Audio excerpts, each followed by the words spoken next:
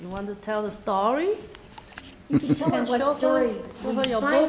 We tried many different stories, but we finally came up with the one that I think allows her to think about this. Okay, Yeah. I think I will sit up here because I can see her perfectly Evelyn? from here, and I'm not blocking your view too. Leave your music on the floor. That's okay, sweetheart. You just put it there. But thank you very much for remembering to bring it. It's very helpful to me. Here, darling, I'm going to help you.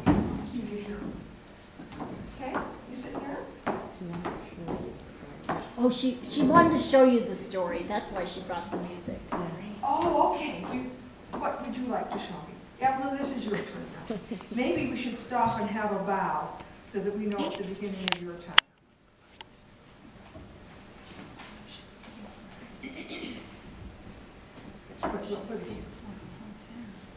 Let's come over here for a second. And Mom, Dad, and Barb, let's all bow together to celebrate your teamwork.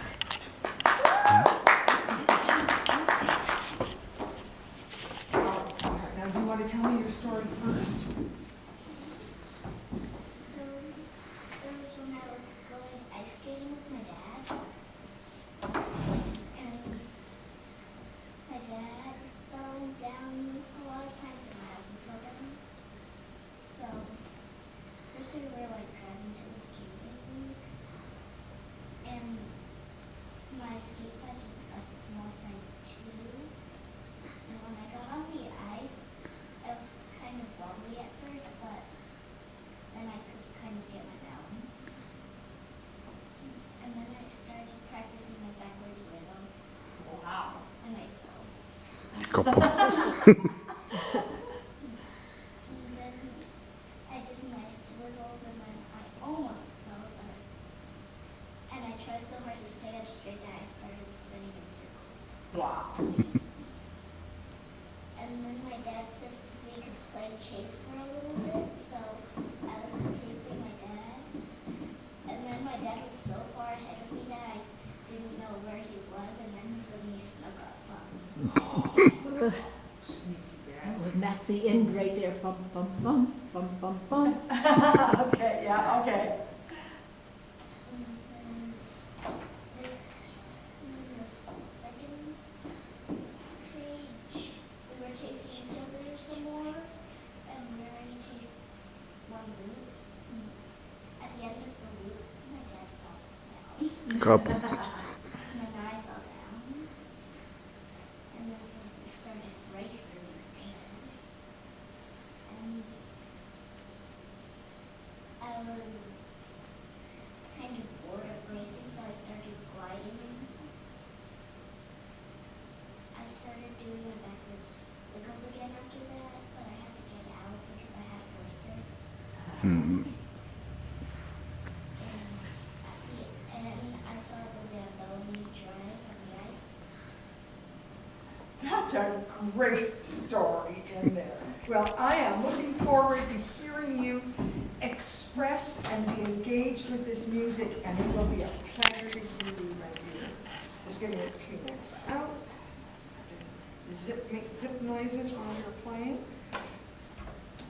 Whenever you're ready.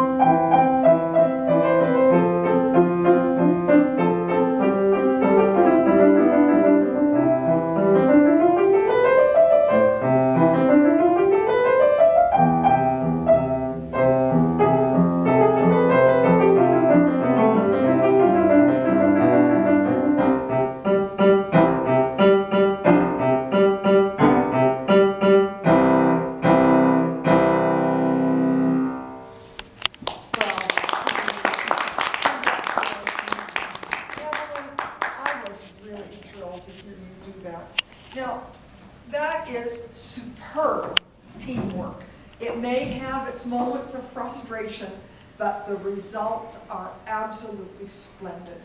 Dear, you played that with all the right notes, with all the right rhythm, with musical shaping, with variety and quality of sound. It was a splendid accomplishment, and the team has given you the skills to produce that just beautifully. It's hard to say that there could be anything to be improved in the teamwork that is pulling this result for you. Bravo. So one of my suggestions would be, as a possibility to, again, cut down on your frustration, because it's legitimate. I understand that, and it's just a way of finding out how you can work together before frustration builds up. So, you know, we were having a joke about Spivakovsky, but the Spivakovsky measure is the one that causes you any kind of unsmoothness of the way you played that. Now everything was smooth. Your body has learned all of those things. All of those electrical currents are well practiced, and so because they're well practiced, they have this wonderful stuff around them called the myelin sheath. Barb, you probably have a copy of Daniel Coyle's book. Oh yeah, I read it. Have Evelyn's parents read it or seen it? Yeah, I borrowed it from the library last year after you mentioned it. Okay, so maybe you should show Evelyn that picture of the neurons firing, and then it shows another picture with the myelin sheath going around those neural fibers and the firings that these electrical currents make. And when you repeat something over and over again, it gets this wonderful insulation around it. Like, I don't know if you've ever seen anything, but lots of doorways and things will have this pink, and houses have this pink stuff inside them, and that's called insulation. That keeps the cold air out. Well, myelin is the stuff that makes an insulation around your ability to do the thing properly. And the more you repeat it correctly, the stronger that insulation is, the more it allows you to do it smoothly and well. You have a set of neurons that fire for that piece that are well protected by a myelin sheath, which allows you to do it smoothly over and over again. That's a perfect result. That's what we want. Now, when you work on a new piece that may have a few places that are more complicated, and that's another thing to think about. If you're not making a mistake, it means you're not pushing hard enough. It means that if you make a mistake, it means you're asking your brain to do something it doesn't know how to do yet. And it's the challenge for you. Look how much you can already do. And there are lots more pieces that you don't yet know how to do. And those pieces which are more complicated, and this is a wonderful piece for life, a marvelous result. But there are lots of pieces that are as wonderful as this, and many of them are more complicated than this, more complex. So you have the challenge of learning how to do them. And that's when you will have Spivakovsky measures, because your brain may know the sound very well, but your fingers don't know how to do it yet. So that's when, Mummy, you can be very useful to Evelyn, helpful to Evelyn, by picking out one measure that has the little complicated bit in it, the bit that's more complex than you yet know how to do. That's the measure that shows you are learning something special and something new, and you're growing with that. So only practice the Spivakovsky measures, and practice them ahead of practicing the piece. Because then it's not interrupting your concentration of playing it from the beginning to the end. Right? And you just do that one measure. You can take the time to look at it and to do the repetitions in variety. No two repetitions should be the same. They can be faster, they can be slower, louder, softer, all those things we talked about before. And you can even do one beat at a time and separate out the beats of the measure. That makes it very interesting, and it makes it possible for you to say, my fingers know how to do this now. So mommy can be there to help and to guide and to ask you to try different things. But you're the one in charge of knowing when it feels smooth in your body. So what piece are you working on now? Because this is really a beautifully polished piece, and Barb is guiding you marvelously. Well, she just finished Teasing Song, so she could play that. Wonderful. Love to hear that. That's from the new repertoire. Yeah. Wonderful.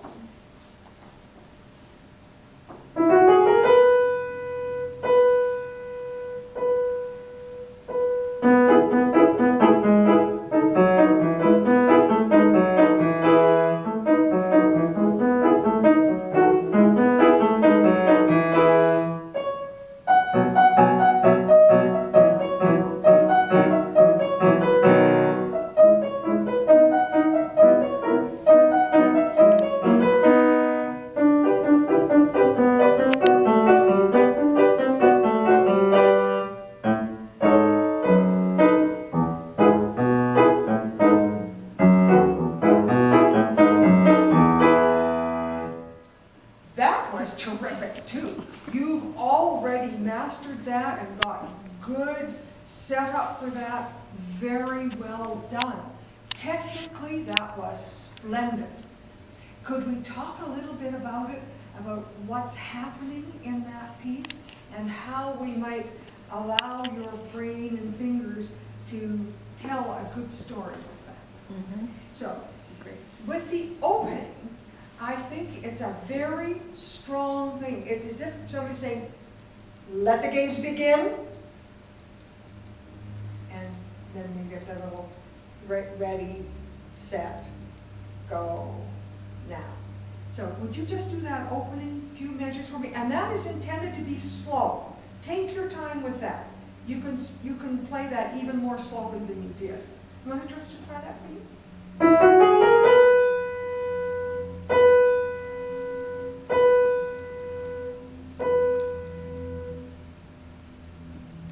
Everybody, that was so perfectly engaged.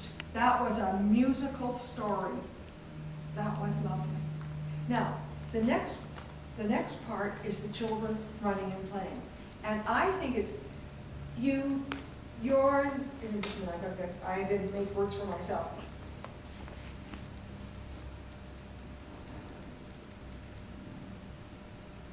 I'm going to run and play, run and play, run and play, run and play now. So that's really the one that we want to hear. Would you just do that is it in this book? Mm-hmm. Yeah, Or the last one. Is this The one last of the one. new volumes? Yeah. Has it got it in it? Where is it? At the last page? Okay, thank you. See, I extracted when I was making the recording, I just copied them all out and put them in my folder, then I don't remember really where they come in the books. Okay, so. And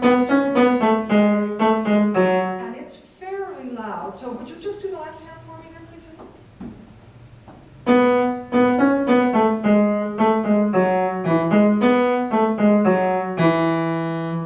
Perfect. I love the quality of the sound of that, and that was just what I expected the little boy to say, I'm going to run and play. So the little girls are maybe saying, but they're softer for that. Now just do the right hand for me, please, as lightly as possible.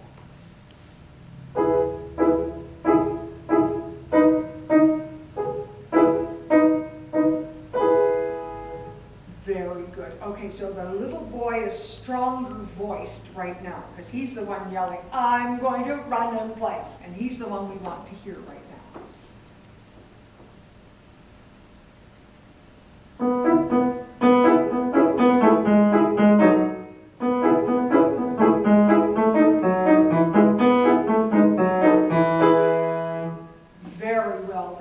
Keep on going, honey.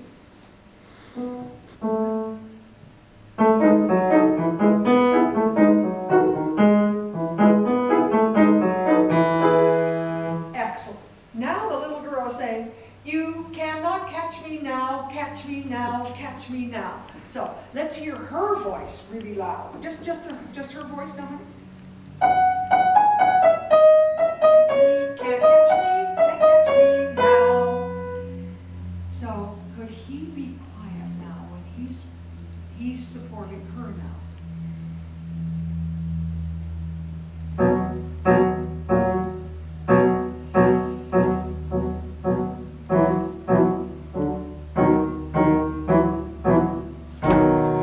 Let's just do that again. I think that's not quite yet comfortable for you, is it? You know, Evelyn, I'm going to make a suggestion for you. Yeah, you'll talk this over with Barb, and it may or may not work. Sometimes we, and your teacher is so conscientious, I don't know a more conscientious person than Barb. It says staccato, but that sort of can make it more challenging for us because that prompts us to lift our hands up when it says staccato. So, Evelyn, can we have an experiment, sweetheart? Okay, just let go of the notes, but don't lift your hand up often. That's staccato enough, actually. So just try that one. And we go a little faster. 1, 2. And now do the next ones.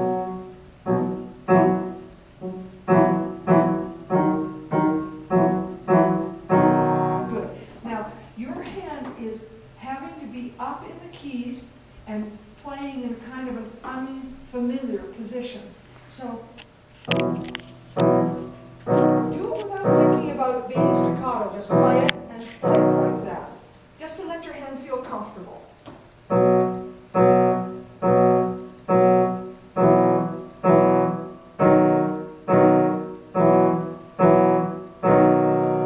Now, I may or may not be right about this, but it seems to me that it was trying to make it too short that was causing her to feel less comfortable with that.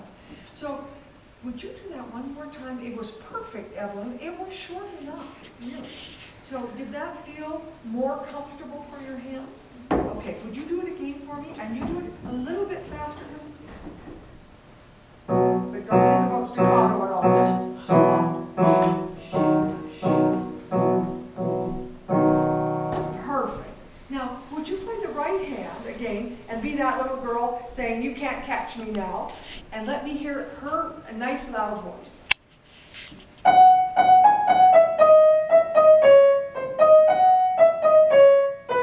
Now, would you like to try just a little bit of that hands together to feel how it is, or do you want to do that whole segment right away? Okay. Oh, now wait, see that, there we go.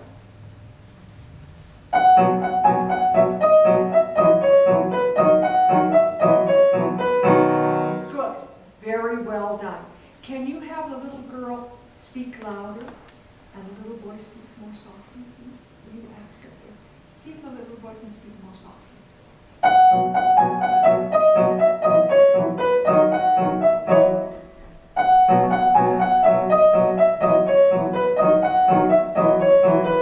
Good. I liked it. I didn't want him to drown her out. That was her chance to speak, and that was very nice. Okay, now,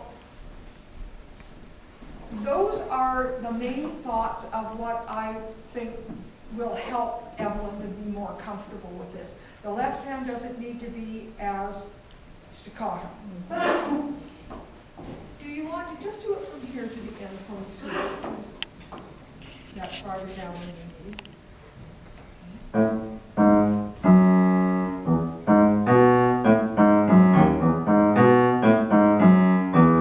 can do it hands together, please, honey.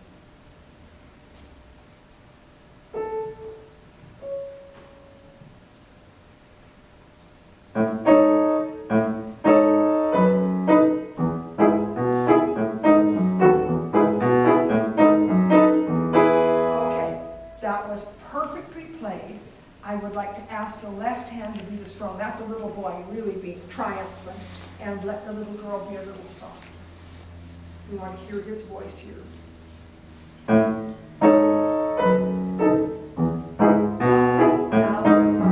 here we go. Beautiful. Now, here's where I think Evelyn is with this. She has it to the point, yes, I'm going to stop. She has it to the point of fluency. It needs to just have more repetitions so that it becomes automatic. That means you're going to be building that beautiful myelin sheath over. So your setup is perfect, your learning is perfect. It needs more repetitions to be super comfortable for you. Thank you, Evelyn. Let's have a bow. We must stop now because it's Melanie's turn. I'm going to be going over a little bit, but our schedule is flexible. Let's bow. Brava.